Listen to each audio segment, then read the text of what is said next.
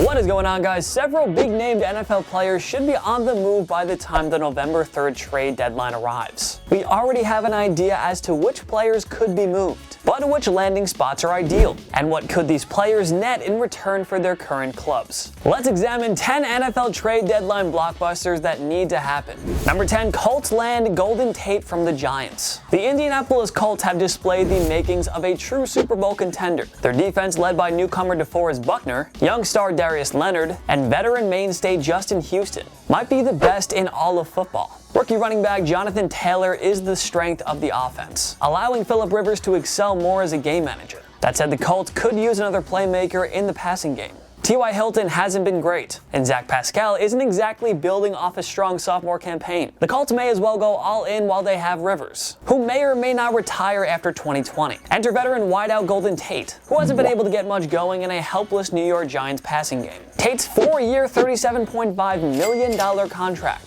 looked like a mistake from day one. The Giants need to get out of it, and the Colts, who have plenty of cap space at their disposal, might be willing to take it on. Imagine a receiving core of Tate, Hilton, Pascal, and Mo Alley Cox to complement Rivers and Taylor. That's one way of keeping up with Patrick Mahomes and the Kansas City Chiefs, and the G-men would probably be thrilled to deal Tate for a late-round pick at this point. If you're the Colts, this is the type of move you gotta make. Buy low on Tate while you can. Number 9, Steelers acquire QB of the future in Dwayne Haskins. The Washington football team decided to bench sophomore quarterback Dwayne Haskins after 4 games, but he cannot be entirely faulted. The offensive line is a mess, and outside of Terry McLaurin, Haskins has given no playmakers to work with. Washington is in great position to land one of the 3 can't-miss quarterback prospects in the 2021 draft: Trevor Lawrence, Justin Fields, or Trey Lance. So why keep Haskins around when you know you can find a better franchise quarterback in the upcoming draft? That said, Haskins' struggles in DC shouldn't mark the end of his starting days. There is still lots of upside,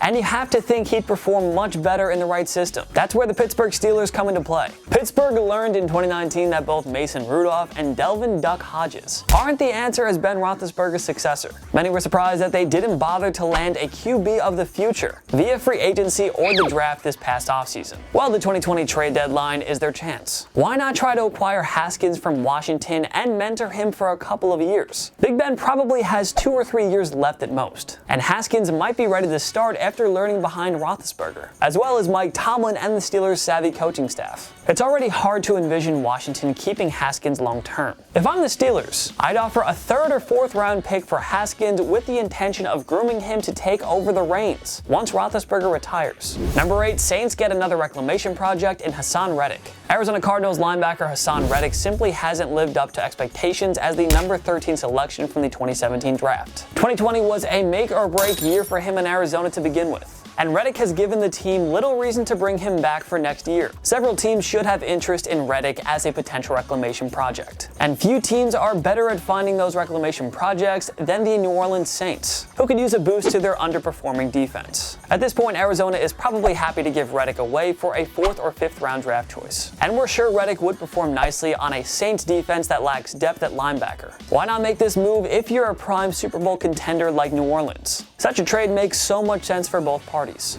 Number 7, Cowboys Bolster D by acquiring Denzel Perryman. Despite an MVP-like season from Dak Prescott and strong performances from the likes of CeeDee Lamb and Amari Cooper, the Dallas Cowboys have failed to live up to their full potential. Again, Mike McCarthy's decision to bring in old friend Mike Nolan as defensive coordinator hasn't looked good thus far. The Cowboys are giving up over 30 points a game. They can't get anything going at all, and that's due in large part to the absence of star linebacker Leighton Vander Esch, who suffered a fractured collarbone in Week 1. The Cowboys obviously don't have enough talent right now to fix that defense, so Jerry Jones better look to the trade market for help. Enter Los Angeles Chargers linebacker Denzel Perryman, who's in the final season of his contract. The Chargers' best bet is to unload pending free agents for draft picks. Perryman probably isn't coming back next year, so why not look to land a mid-round pick rather than lose him for nothing? Perryman would be an upgrade over just about anybody else in Dallas front 7, in terms of coverage, run stopping, and open field tackling. He would provide a huge boost to this defense defense, and since he's about to hit the market, Dallas can probably get him at a decent price. Despite their slow start, Dallas has the talent to compete for a championship. Perryman may not be their savior, but he can at least upgrade the defense and enhance their chances of winning the awful NFC East. Number 6, 49ers land David Njoku from Browns. The San Francisco 49ers already have the NFL's best tight end in George Kittle, so another tight end would be a luxury, not a necessity. That said, the 49ers are in a position where they should definitely look to add Njoku. While the former first-round pick has been sidelined with a knee injury, fellow Browns tight end Austin Hooper and Harrison Bryant have been excelling, especially in the run-blocking department. So how's Njoku going to fit in once he returns from his short stint on the IR? Baker Mayfield already has plenty of pass-catching options. In addition to the aforementioned Hooper and Bryant, there's also stud wideouts Odell Beckham Jr. and Jarvis Landry, and Kevin Stefanski has clearly turned these Browns into a run-first team.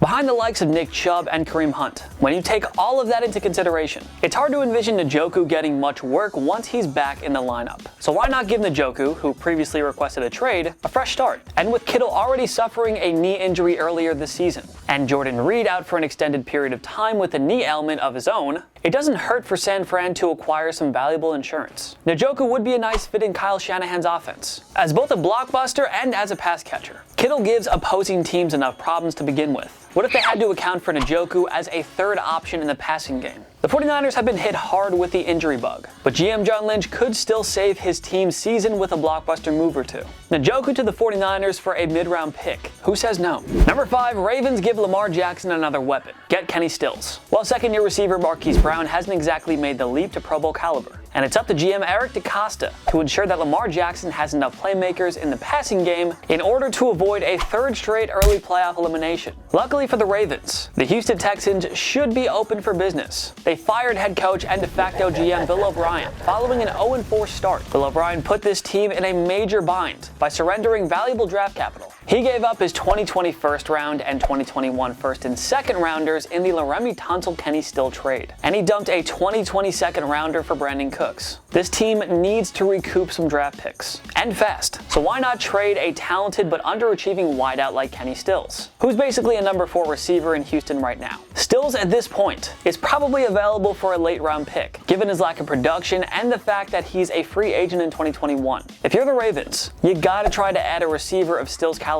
And if you're the Texans, you gotta do something to regain that draft capital. This would be a win-win move for both sides. Number 4, Panthers fix the pass rush. Land Trent Murphy from Bills. The Buffalo Bills are in the driver's seat for the AFC East crown, so it's hard to imagine GM Brandon Beane selling off any veterans ahead of the deadline. But defensive end Trent Murphy could be an exception in the rumor mill since the start of the offseason. Some even thought he was a prime cutout candidate. Well, the man is a free agent after the 2020 season, and his production has been inconsistent since 2016, when he posted a career-best 9 sacks. The Bills' defense is doing fine despite Murphy's mediocre production, and Beane has built his team through the draft. So why not trade Murphy for some additional draft capital? The Carolina Panthers spent all of their 2020 draft picks on defense, and they could really use a veteran presence to bolster the unit. If they remain in the playoff hunt, why not make a run at Murphy? The Bills might be content to give him up for a mid-round selection or another starter. Either way, the Bills' best bet is to trade Murphy rather than lose him for nothing, and Carolina is the perfect fit. Number 3, AJ Green and Allen Robinson becomes a duo in Chicago.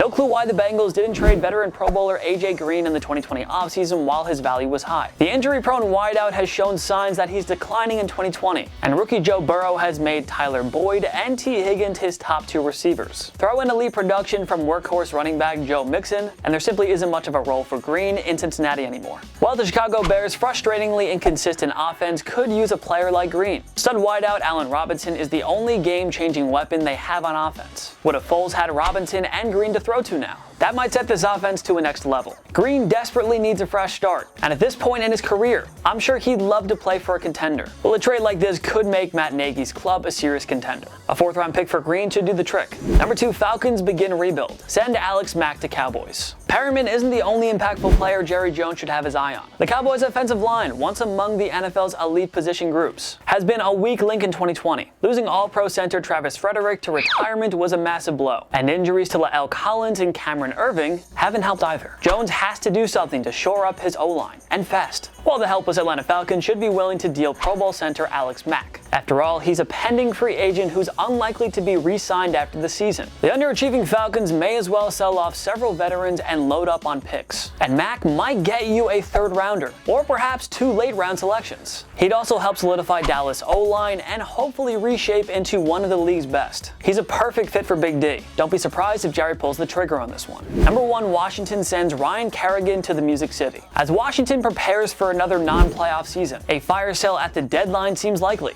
And their best trade chip may very well be 4-time Pro Bowler defensive end Ryan Kerrigan. Kerrigan is on the final season of his contract, and Washington is already loaded with plenty of young talent along their front 7. So it doesn't make sense to extend Kerrigan. Rather, they should trade him at the deadline, while his value is still high. The Tennessee Titans are a perfect fit for Kerrigan. Mike Vrabel's 3-4 defense hasn't generated much pressure on opposing quarterbacks this season. The late signing of Jadeveon Clowney hasn't delivered as expected in the early going. Kerrigan would be a solid addition to that unit. Suddenly, this front 7 consisting of Jeffrey Simmons, Kerrigan, and Clowney would be among the league's best. The Titans are all in, so why not acquire a potential game changer? Kerrigan could land Washington a draft pick or 2, perhaps even a 3rd rounder. One way or another, Kerrigan needs a fresh start, and the Titans are the best place for him to get it. What other moves need to happen before the 2020 NFL trade deadline? Join us in the comment section below. Of course, if you like this video, give it a like. It takes 1 click down below, and subscribe to TPS. We post videos every day. Every day is a new video. Of course, thank you so much for watching. I'm Jason Biondo. I'll see you next time.